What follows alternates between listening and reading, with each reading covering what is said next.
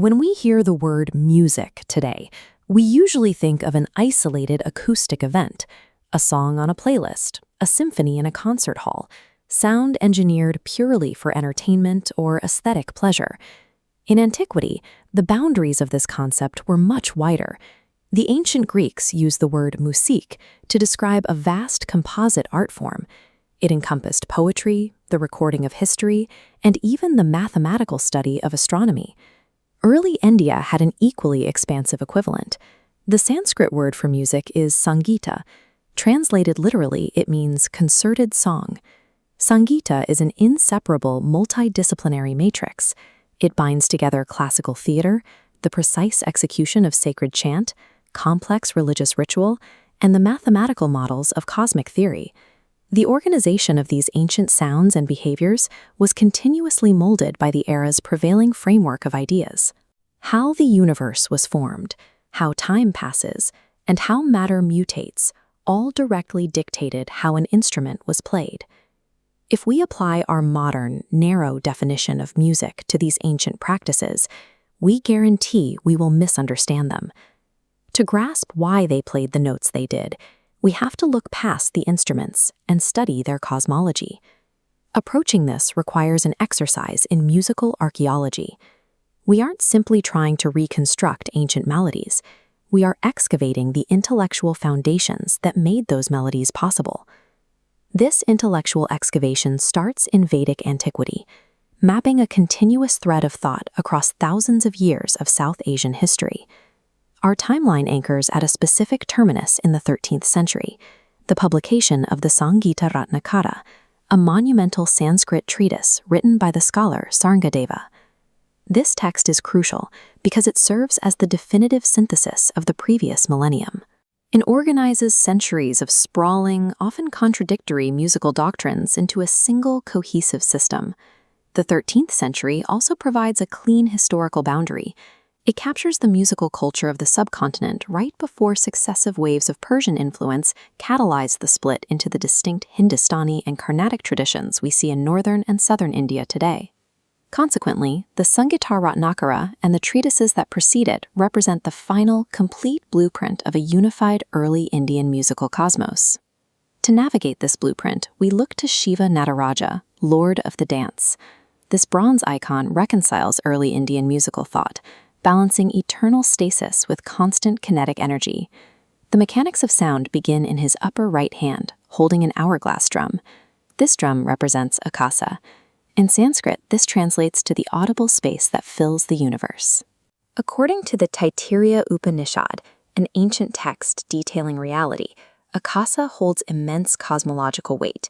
It is categorized as the first evolute, the initial manifestation of matter from the universal soul.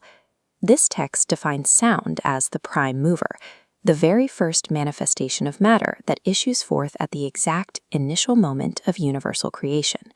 In this framework, striking a drum or plucking a string is an act of cosmic replication.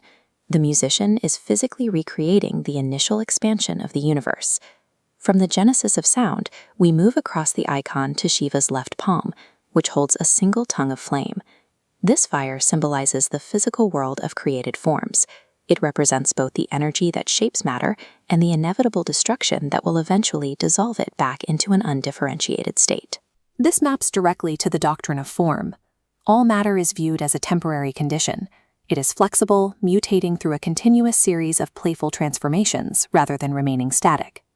Following the curve of the lower left arm, shaped like the trunk of an elephant, the gaze is directed down toward the god's uplifted foot. That foot symbolizes moksha, or release.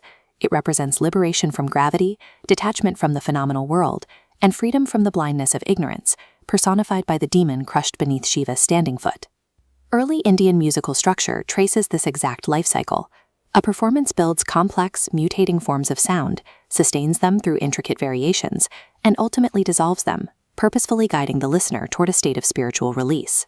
These are massive cosmic concepts, but to be practiced, creation, destruction, and release had to be translated into a usable, systematized science of sound. Raoul's table of contents functions as an epistemological map, moving from the continuities of thought into the theory of sound. Because this causal sound, or nada, is sacred, it demands absolute phonetic precision. This dictated strict manuals, laying the groundwork for highly regulated Vedic chant. A second major deduction follows. If all physical structure is a temporary manifestation of the divine, music cannot exist isolated. It relies on composite, ritualized genres. This necessity gives rise to integrated productions of classical Indian theater, codified in early texts like the Natya Shastra, where preliminary rituals and incidental music are woven tightly together. These texts function as operating manuals for navigating a sonically generated universe, providing the technical protocols for a world shaped by sound. How did these abstract philosophies dictate the physical tuning of a string or the beating of a drum? Take the organization of pitch. The microtonal divisions, known as shruti, and the fundamental notes, or svara, are not arbitrary aesthetic choices. They are calculated, mathematical reflections of a larger cosmic order. This visualization shows a cyclical rhythmic pattern, or tala. These rhythmic structures map directly to the cosmic cycles of creation and destruction, symbolized by Shiva's ring of fire. Time in this music is not a straight line. It is a rotating, inevitable wheel. Even the larger formal architectures of the songs themselves are strictly tied to analogies of the human body and the stages of organic growth. Every technical parameter of early Indian music, its scales, its timing, its structure, is a deliberate, mathematically precise microcosm of the larger universe. To study the history of early Indian music is, inextricably, to study the history of Indian thought. The two cannot be decoupled. You cannot separate the physical tuning of an ancient instrument from the metaphysical philosophy of the scholars who tuned it, and you cannot separate the strike of an hourglass drum from the creation of the universe itself. The classic Indian play Sakuntala captures this worldview perfectly in its benedictory verse, invoking Lord Shiva's 8 embodied forms to bless the performance. Among the fire, sun, moon, and air, the poet explicitly lists audible space that fills the universe. This music functions as a sacred technology, a precise tool constructed to organize, navigate, and ultimately transcend the audible space that fills the universe.